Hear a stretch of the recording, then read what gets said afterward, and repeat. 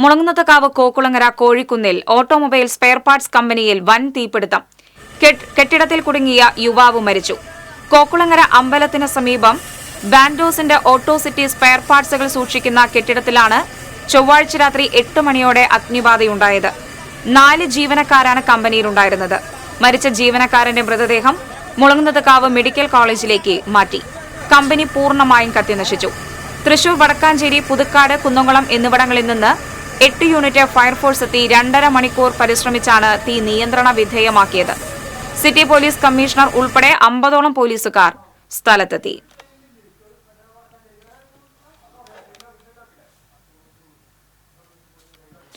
കൂടുതൽ വിവരങ്ങളുമായി ഫിന്നി ലൂയിസ് ചേരുകയാണ്. ഫിന്നി, ഏകദേശം 2 മണിക്കൂർ മുന്നേ ഈ വാർത്ത റിപ്പോർട്ട് ചെയ്തിരുന്നു.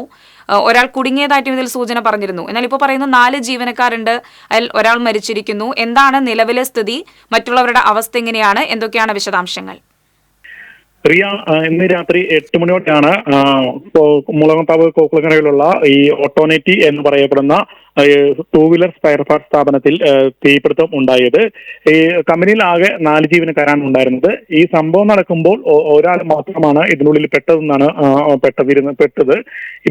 ഇദ്ദേഹത്തിന്റെ ബോഡിയാണ് ഇപ്പോൾ കിട്ടിയിട്ടുള്ളതെന്നാണ് ഇപ്പോൾ നമ്മളോട് ഇപ്പോൾ ഫയർഫോഴ്സ് ഉദ്യോഗസ്ഥർ പറയുന്നത്. മൃതദേഹം ഇപ്പോൾ തൃശൂർ മെഡിക്കൽ കോളേജ് ആശുപത്രിയിലേക്ക് മാറ്റി. മറ്റുള്ളവരെല്ലാം മറ്റ് 3 ജീവനക്കാർ സുരക്ഷിതരാണ്. ഇവർ സംഭവം നടന്നതിന് മുമ്പ് തന്നെ കമ്പനിയിൽ നിന്ന് പുറത്തിറങ്ങിയിരുന്നു.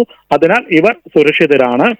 ഇപ്പോൾ കാരണം ഒരു 2.5 മണിക്കൂർ നേരം കൊണ്ട് തൃശൂർ, പുതുക്കാട്, വടക്കാഞ്ചേരി, കുന്നംകുളം എന്നിവിടെ നിന്ന് ഫയർഫോഴ്സ് എത്തിയാണ് 2 മണിക്കൂർ കൊണ്ടാണ് തീ നിയന്ത്രണം വിധേയമാക്കിയത്.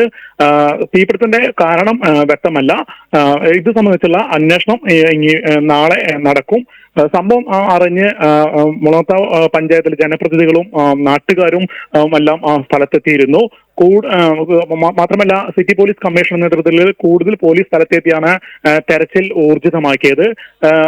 സ്ഥലത്ത് ഒരാൾ കുടുങ്ങിയതായുള്ള റിപ്പോർട്ടുകളുടെ തുടർന്ന് മെഡിക്കൽ സംഘവും സ്ഥലത്ത് ക്യാമ്പ് ചെയ്തിരുന്നു. ഇപ്പോൾ JCBയും മറ്റും എത്തിച്ച് തെരച്ചിൽ നടത്തിയാണ് മൃതദേഹം കണ്ടെത്തിയത്. ഇപ്പോൾ തീ പൂർണ്ണമായും ഇപ്പോൾ നിയന്ത്രണ വിധേയമാക്കി. തീപിടുത്തത്തിന്റെ കാരണം സംബന്ധിച്ചുള്ള വ്യക്തമായ ഒരു അന്വേഷണം നടക്കണം. കോഴിക്കുന്ന് സ്വദേശികളായ സഹോദരങ്ങളുടെ ഉടമസ്ഥയിലുള്ള ഓട്ടോനെറ്റി എന്ന സ്ഥാപനത്തിലാണ് തീപിടുത്തമുണ്ടായത്. ലക്ഷങ്ങളുടെ നഷ്ടം തന്നെയാണ് സംഭവിച്ചിരിക്കുന്നത്. സ്ഥാപനം പൂർണ്ണമായും കത്തി നശിച്ചു. പ്രിയ, പിന്നെ മറ്റ് സ്ഥലങ്ങളിലേക്ക് തീ പടരുന്ന സാഹചര്യം അങ്ങനെ എന്തെങ്കിലും ഉണ്ടായിട്ടുണ്ടോ? പ്രിയ, ഇത് കോഴിക്കുന്ന് മേഖലയിലെ ഒരു ഒറ്റപ്പെട്ട പ്രദേശത്താണ് ഈ ഒരു സ്ഥാപനം പ്രവർത്തിച്ചിരുന്നത്. ഇവിടെ ഈ സ്ഥാപനം മാത്രമാണ് നിലവിൽ ഉണ്ടായിരുന്നത്. ഈ സ്ഥാപനത്തിലാണ് തീപിടുത്തം ഉണ്ടായത്. രാത്രി 8 മണിയോടെയായിരുന്നു തീപിടുത്തം ഉണ്ടായത്. മറ്റ് സ്ഥാപനത്തിൽ അകത്തും സ്ഥാപനം പൂർണ്ണമായി കത്തിനശിച്ചു. മറ്റു സ്ഥലങ്ങൾക്കൊന്നും തീ പടർന്നു പിടിച്ചിട്ടില്ല. ഈ കെട്ടിടത്തിന്റെ ചുമരുകളും മറ്റും മണ്ണുമാന്തി ഉപയോഗിച്ച് തകർത്താണ് രക്ഷാപ്രവർത്തകർ അകത്ത് കടന്ന് തീ പൂർണ്ണമായും നിയന്ത്രണ വിധേയമാക്കിയത്. പ്രിയ, നന്ദി ഫിന്നി, വിവരങ്ങൾ നൽകിയത്. വൻ തീപിടുത്തം തന്നെയാണ് റിപ്പോർട്ട് ചെയ്തിട്ടുള്ളത്. ഒരാൾ മരിക്കുകയുണ്ടായി.